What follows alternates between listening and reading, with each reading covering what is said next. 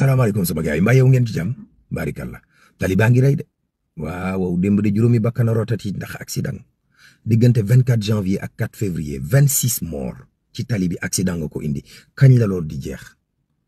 juróom-ñetti junniy doomu aadama ñooy ñàkk seen bakkan te cancer leen di yóbbu ci Sénégal ak lu ko ëpp jigéen ñee ci ëpp ndax cancer du sein président de la république Bassirou Diomaye Diakhar Faye nee na dinañ càmbar loolo ngir mbir mi wàññeeku mbaa mu jeex. waaw ñaar fukki banque dajaloo dal ne dinañ financer lu war a tolloog 1000 milliards ci petite et moyenne entreprise yi fii ci biir Sénégal te seen yéene moom mooy balaa 2028 ñu yegg 3000 milliards ci financement yu ñuy jox ndawi réew mi. ndimbal lii Amérique daan ñu jox dana laal économie bi dana laal éducation bi waaye dana laal société civile bi ndax USAID ñu ci bari da doon jàppale Guy Marius Sagna ne ca tonet daal ne lii ñu def sax baax na ndax dina tax Sénégal mën a doxal ay jéegooy boppam. coowal politique